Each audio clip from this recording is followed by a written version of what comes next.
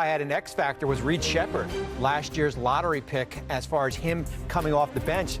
Now you're looking at it between Shepherd and Aaron Holiday, who they re-signed in the offseason. That's your backcourt there. There's a lot of pressure on this Rocket team that went all in this summer, going out and trading for Kevin Durant. What do you think this means for KD now in his role there? Point forward. You got to be creative right now. Yeah. You know, I'm excited about Reed Shepherd. He didn't expect this opportunity. A lot of people are very, very high on him. Hey, he's going to have to get an opportunity right now. But there's still time, and Shans would know this better than me, that they could try to work some magic to bring another point guard in.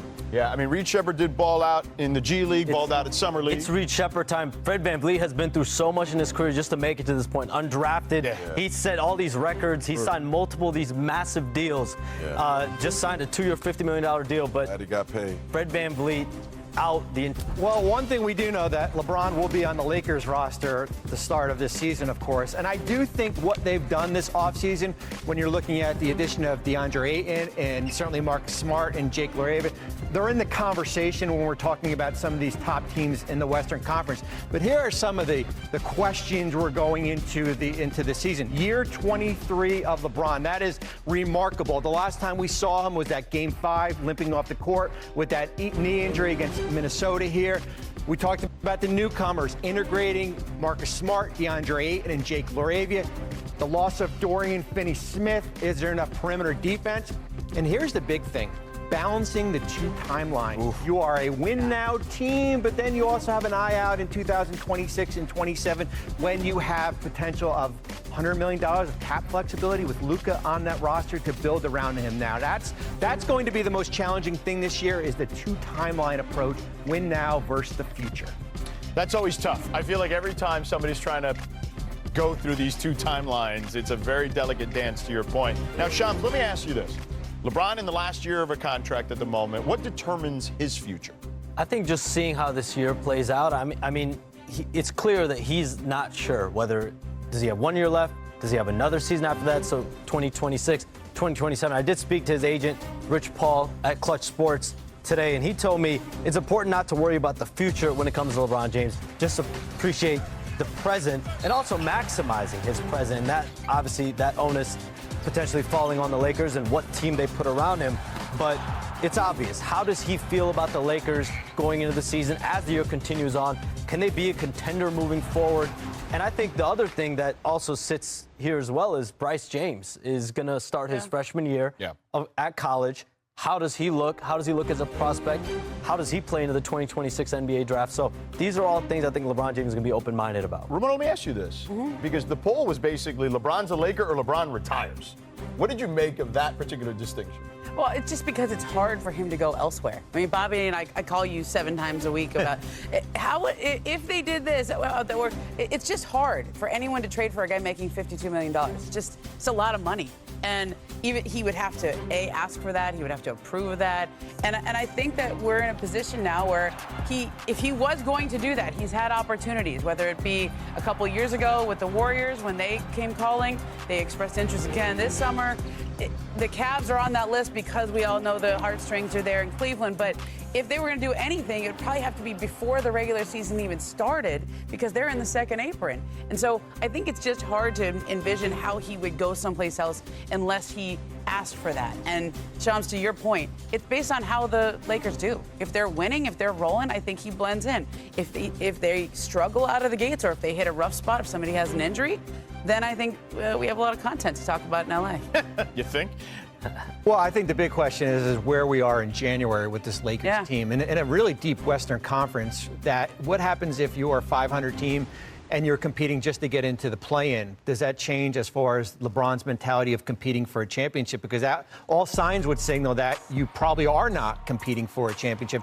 And Ramona hit on a point there is, listen, once we get into the regular season, those teams that he potentially maybe had an eye on this offseason, whether it be Cleveland or Dallas, those teams don't become in play because of where they are financially.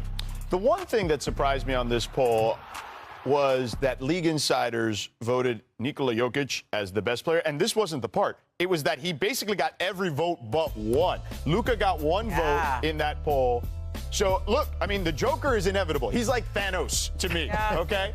But were you surprised at how lopsided this was? Well, I was surprised because then there's another question on there as far as who the MVP is, and Shea got 5 votes, and I think Jokic got 7. Right. So I'm thinking, like, well, wait a minute, how come Shea didn't make it onto this year? Yeah. I am surprised with that. Certainly the disparity, not that Jokic is number 1, but that nobody else outside of Giannis would like it. outside of Luka was even on there. Look, I covered that series with Denver and the Oklahoma City Thunder, and it was a clash of the 2 MVP favorites, right?